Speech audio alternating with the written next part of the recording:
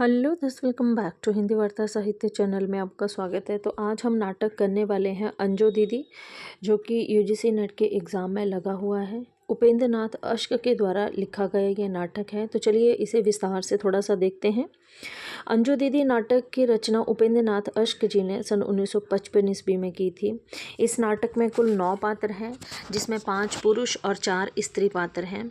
अंजो दीदी नाटक के मुख्य पात्र अंजो दीदी, श्रीपत, ओमी, वकील साहब, अनीमा, राजू, नीरज, मुन्नी और राघू हैं। ठीक है, याद रखिएगा, राघू है ना। अंजो दीदी, एक बार मैं इनको थोड़ा सा सर्कल भी कर देती हूँ, यहाँ से थोड़ा सा आपको हाईलाइट हो जाएंगी चीज़ें, है ना। आगे आते हैं कि अंजो दीदी नाटक समस्या प्रधान नाटक है, जिसमें एक पुरुष पात्र श्रीपत। अंजो दीदी नाटक समस्या प्रधान नाटक है, जिसमें एक पुरुष पात्र हैं जो कि आपके श्रीपत आते हैं। ठीक है, मैं सर्कल कर दूं थोड़ा सा, श्रीपत आते हैं।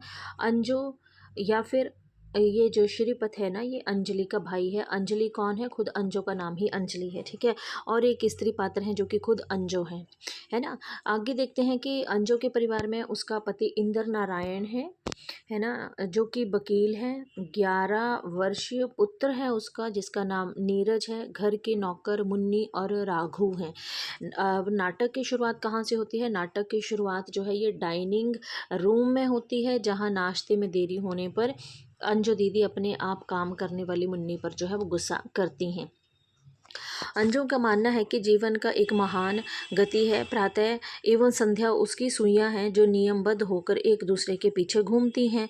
अंजो दीदी नाटक में अंजो बचपन से ही नाना के यहाँ पली बड़ी है और नाना के ही अनुशासनात्मक विचार अंजो पर भी हावी हैं, जो मृत्युपर्यंत रहते हैं। नाटक की एक स्त्री पात्र अनिमा है, जो अंजो की सहेली है। ठीक है, तो हमने अनिमा कौन है, ये इसकी सहेली है।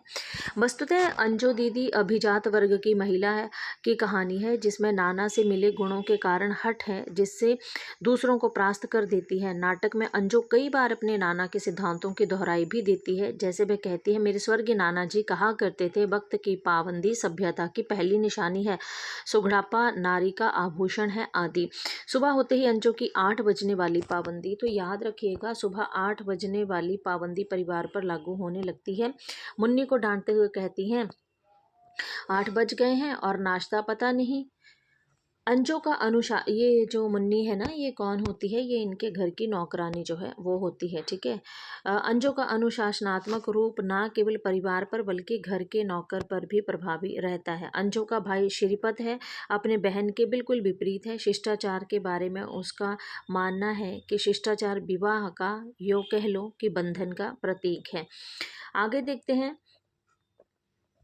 एक दिन अचानक श्रीपत अपनी दीदी के घर आ जाता है। वह अंजो के इस अहमवादी सोच को मिटाना चाहता है। श्रीपत कौन है? इसके भाई हैं।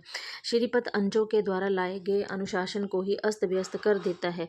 वह अपने जीजा और भांजा नीरज के साथ लेकर दही के बड़े, मूंग के लड्डू, कुल्फी आदि का मज़ा लेता है। तो बिल्कुल इसको याद रखना है, दही के बड़े, मूंग के लड्डू, कुल्फी आदि का मज़ा जो है ये लेता है। ठीक है ना। श्रीपत घर के नौकरों को कुल्फी आदि खिलाता है, यहाँ तक कि अपनी बहन अंजो से भी खाने को कहता है, पर वो नहीं खाती है। अंजो अपने बेटे नीरज को डिप्टी कमिश्नर बनाना चाहती है, जबकि वे क्रिकेटर बनना चाहता है। श्रीपत अपने भांजा नीरज के क्रिकेटर बनने की ख्वाहिश का समर्थन भी करते हैं। उसे 2 घंटे की जगह 6 घंटे क्रिकेट खेलने की सलाह देते हैं। श्रीपत के कहने पर उसके जीजा जो है इंद्र नारायण, वो दिलकशा होटल में खूब शराब पीते हैं। तो होटल का नाम याद रखिएगा, दिलकशा होटल है यहाँ पर, जो कि खूब शराब यहाँ पर पीते हैं। अंजो को अपने पति की शराब पीने की आदत बर्दाश्त नहीं होती है और वे जहर खाकर आत्महत्या कर लेती है। होटल कौन सा है? दिलकशा होटल है। ठीक है, अंजो की मृत्यु कैसे होती है? जहर खा के होती है। कारण क्या होता है? जब इसका पति शराब पी के आता है, उसे बर्दाश्त नहीं होता है। प्रथम अंक का समापन यहीं पर हो जाता है, अंजो की मृत्यु पर।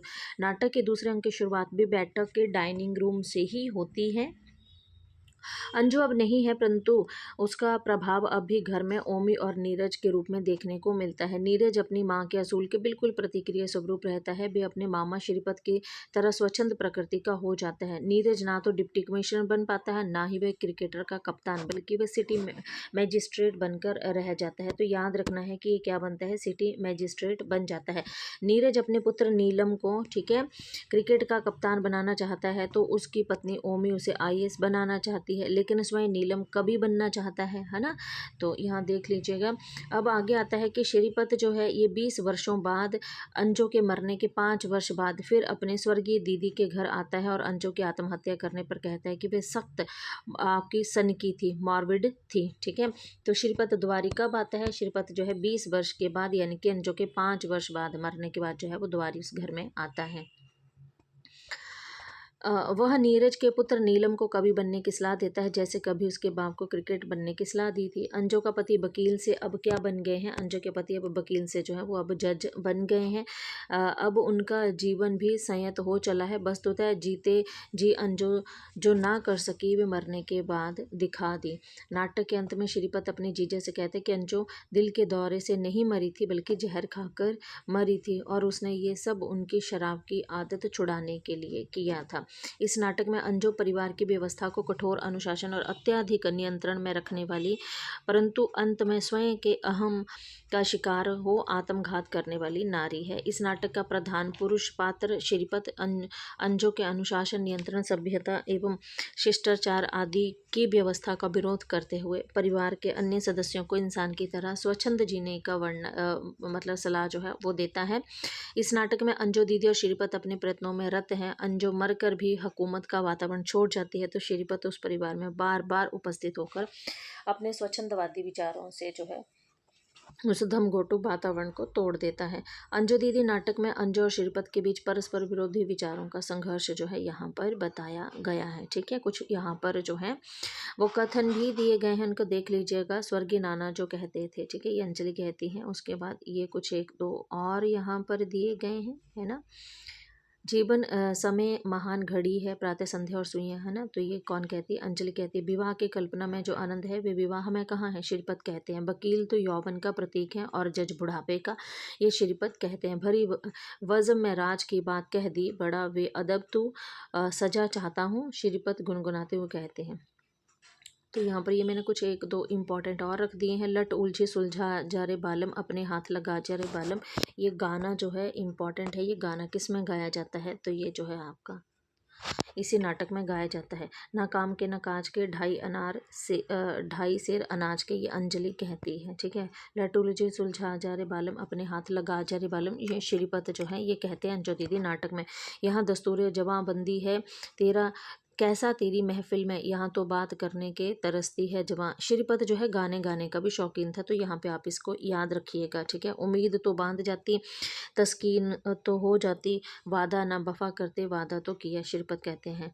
नाकामे तमन्ना दिल इस सोच में रहता है, यूँ होता तो क्या होता, यूँ होता तो क्या होता, श्रीपत कहते हैं। स्वर्गीय नाना जी कहा करते थे कि नींद ना आए तो भी खाना खाने के बाद कुछ देर लेटना ज़रूरी होता है। मेरे घर में ब्रेक का क्या काम, मेरा घर इस घड़ी की भांति चलेगा निरंतर, ये अंजलि कहती थी। घड़ी टूट गई राघु, शायद मैंने इसे ज़्यादा चाबी दे दी, अंजलि कहती हैं। घर के भाग्य का पता जैसे दहली यानी कि देहड़ी से चलता है, वैसे ही मालिकों की संस्कृति का मान नौकरों की सभ्यता से होता है, ये भी अंजलि कहती हैं, ठीक है। तो ये कुछ इम्पॉर्टेंट कथन है, यहाँ पर श्रीपत के सारे कथन हैं, ठीक है। ये गाना गुनगुनाते रहते हैं हर समय। तो यहीं पर हमारा ये नाटक भी ख़त्म होता है। अगर वीडियो पसंद आए तो वीडियो को लाइक और चैनल को सब्सक्राइब ज़रूर कीजिएगा, ताकि मैं आपके लिए और ऐसी अच्छी अच्छी वीडियोज़ लेकर आती रहूँ। तो मिलते हैं नेक्स्ट वीडियो में, तब तक के लिए धन्यवाद।